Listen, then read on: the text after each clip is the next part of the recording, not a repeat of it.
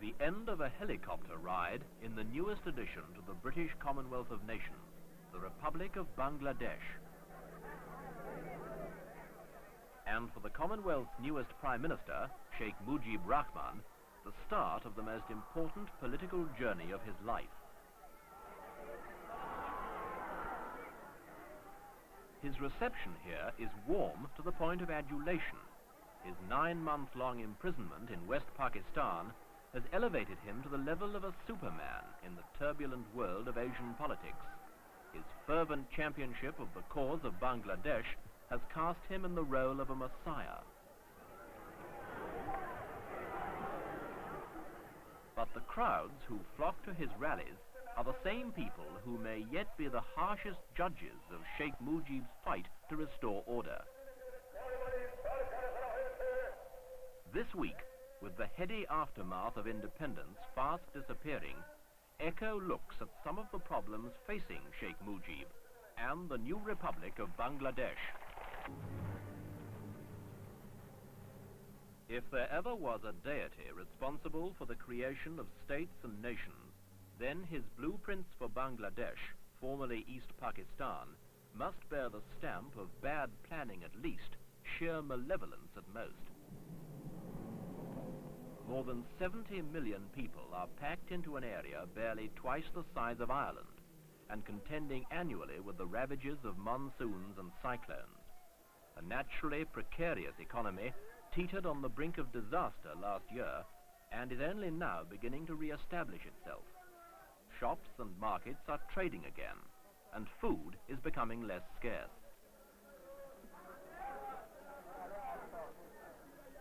Food for the people in camps like this one, set up shortly after the end of the war and guarded by Bengali irregulars, the Mufti Bahini.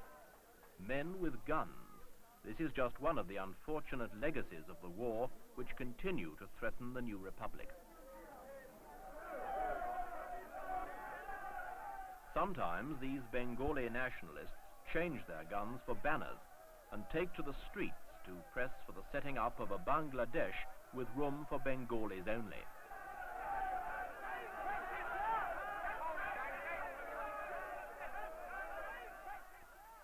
On many occasions, the Indian Army was the only force capable of disciplining their demonstrations at the point of a gun.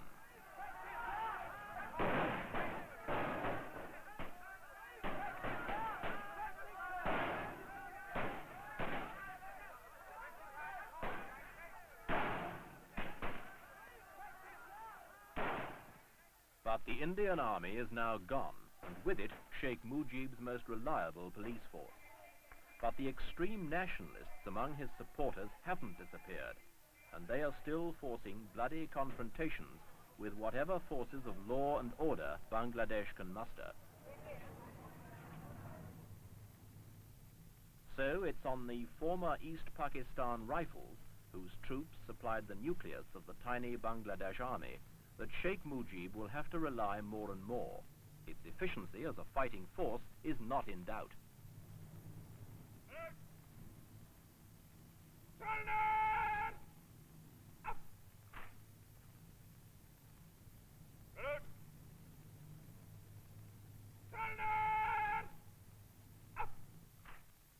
The smart, Sandhurst style would warm even the most unrepentant British colonial officer's heart, but the War of Independence is over and won, and no amount of enthusiasm can alter the facts.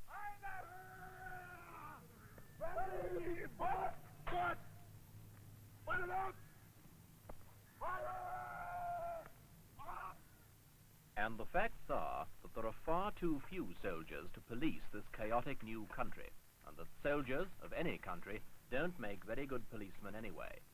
The problems are impressive. To persuade hothead Bangladesh nationalists to turn in the weapons they used in their struggle against West Pakistan and ensure they are not used to settle old scores with other rival political camps. To quell the more blatantly racist groups among Sheikh Mujib's supporters, and to control the rapidly growing Russian-inspired communist propaganda campaign. All problems of a nature and complexity unlikely to respond to purely military solutions, no matter how efficiently they are carried out. Most of Bangladesh's political problems seem typified here. These are the Mukti Bahini, the student followers of Sheikh Mujib, who are bent on continuing the war against West Pakistan as a Marxist class war against the people of their own new nation. But surely your enemies have already been beaten. No, we are fighting against bourgeois. So the war against the West has taken on a new shape. Yes. That is the political war, not geographical one or only. But can you really justify keeping your gun? Would you ever give up your arms? It is given by Sheikh Mujibur Rahman. And under what circumstances would you surrender your weapons? I will surrender my arms when we'll see that our young people is eating and they are laughing and they are playing. Really.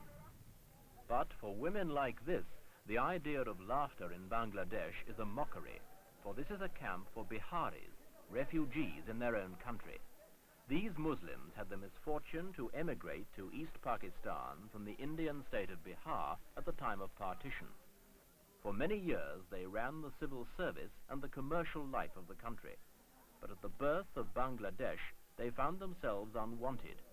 Worse, many of them were branded as collaborators with the hated West Pakistan army, as exploiters of the numerically superior Bengalis. Now, stripped of their homes and jobs, they wait in forlorn queues for a bit of bread, some rice, and a can of water, surrounded by barbed wire and a hostile population.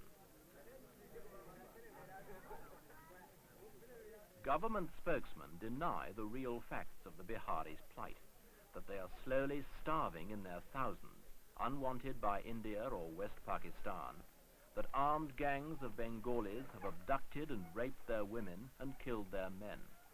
Inside the camp, a daily struggle for the barest necessities of food and water. There are now reports of suicides in the camps as the only escape from a hopeless situation.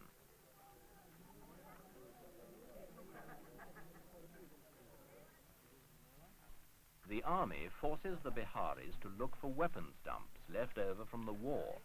The Biharis get the blame, whenever guns are found, for arms which might well have been hidden by the Bengalis when they were fighting last year. But in the current climate, it's convenient to blame the Biharis for all the country's ills.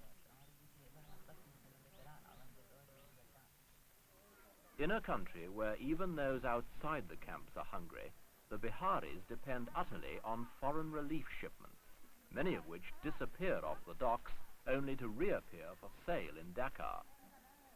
In fact, the whole of Bangladesh is dependent on foreign relief shipments, and it may be a measure of Sheikh Mujib's inability to deal with the realities of his new nation that he permits the miseries of his people to be exploited for political purposes.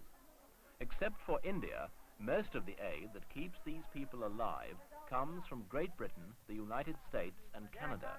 But the government-controlled media leads Bengalis to believe that it comes from the Soviet bloc. Sheikh Mujib's reasons for discrediting the West are as yet obscure. But there is nothing obscure about the new bureaucracy's aim to identify and isolate all those who are not Muslim, Bengali, or wholehearted supporters of the new republic. Thus, a three-headed monster has been loosed in Bangladesh. As displaced refugees set off in search of a new life, they face the forces of blind nationalism, rampant racism, and the revolutionary Marxism of the Mukti Bahinis, a boiling broth into which the Soviet Union has launched its latest neo-colonialist gamble. And by permitting it all, Sheikh Mujib may be sending Bangladesh on a one-way trip to chaos, surpassing even the bloody war that gave it its birth. Sheikh Mujib seems firmly attached to the tail of a roaring Bengal tiger.